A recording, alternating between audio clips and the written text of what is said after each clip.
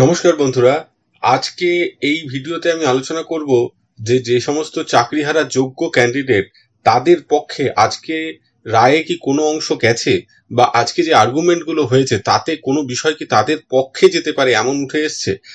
তার আগে আমি মূল যে রায়ের যে ডিরেকশনটা ডিভিশন বেঞ্চে ছিল পয়েন্ট 363-তে, তার যে 14টা পয়েন্টে ডিরেকশন ছিল, টোটাল 14টা পয়েন্ট ছিল এখানে।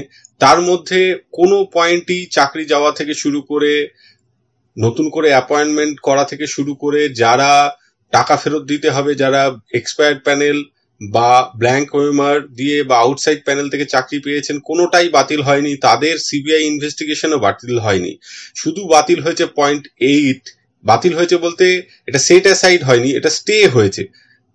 আগামী সোমবার 6 মে 2024 পর্যন্ত এই অংশটা সিবিআই কাজ করতে পারবে না, অর্থাৎ সিবিআই ক্যাবিনেট কোনো মিনিস্ট্রির কোনো মেম্বারকে তারা কিন্তু সুপার নিউমারি পোস্টের জন্য অ্যারেস্ট করতে পারবে না, তাদের কাস্টোডিয়াল ইন্টারোগেশন করতে পারবে না।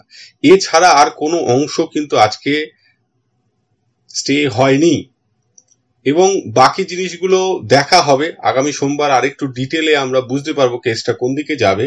আপাতত যারা চাকরিহারা, যোগ্য চাকরিহারা, তাদের পক্ষ থেকে আইনজীবী ছিলেন মুকুল রোহতগিজি। তিনি মূলত যে বিষয়গুলো তুলে ধরেছেন কোর্টে, সেই বিষয়গুলো প্রথমে আমি বলে নিই। যে তিনি বলেছেন যে আদালত নিয়োগকারী সংস্থা নয়, তারা অ্যাপয়েন্টমেন্ট দিচ্ছে না, তারা নিয়োগকারী সংস্থার কাছে রেকমেন্ড করতে পারতো যে এই দুর্নীতি আছে, আপনারা এই দুর্নীতির জন্য সেই উপযুক্ত ব্যবস্থা নিয়ে যাদের দুর্নীতি আছে তাদের চাকরি বাতিল করুন। দ্বিতীয়, তিনি যে কথাটা বলেছেন যে তাদের পিটিশন শোনা হয়নি, তাদের পার্টি করা হয়নি, তাদের কথা এখনো পর্যন্ত শোনা হয়নি। তৃতীয় যে কথাটা তিনি বলেছেন যে প্রায় 24,000 চাকরি বাতিল হয়েছে যোগ্য মানুষ, যাদের ফ্যামিলিতে 4 জন করে ধরলো। বহু সংখ্যক মানুষ কিন্তু এই রায়ের দ্বারা প্রভাবিত হবেন।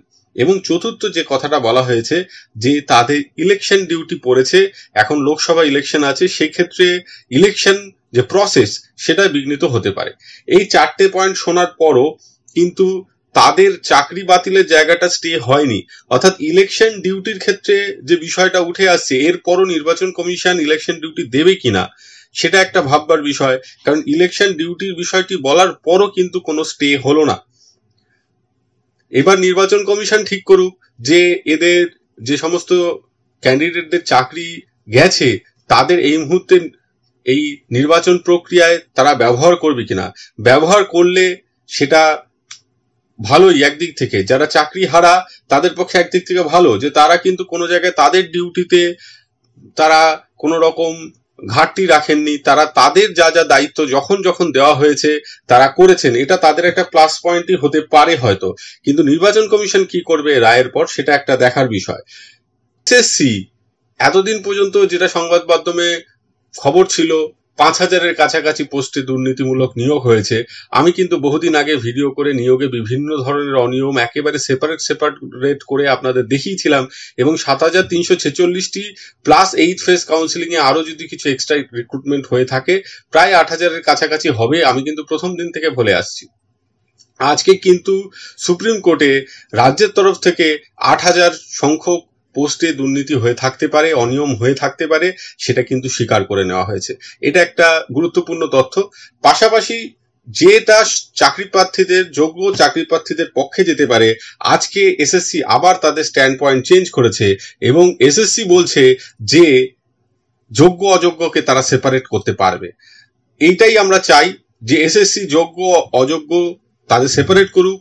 এসএসসি চাকরির পরীক্ষা নিয়েছে, তারাই রেকমেন্ড করেছে, তাদের রেকমেন্ডেশন অনুযায়ী এই পুরো নিয়োগটা হয়েছে। এখন তাদের দায়িত্ব নিতেই হবে, তাদের দায়িত্ব নিয়ে আলাদা করতে হবে। যারা অযোগ্য তাদের নাম আলাদা করে দিতে হবে, যারা যোগ্য তাদের নাম, প্রত্যেকের নাম ক্যাটাগরি ধরে আলাদা করে দিতে হবে, কোর্টের কাছে প্রডিউস করতে হবে এবং অনেকটাই গ্রহণযোগ্য হবে কোর্টের কাছে।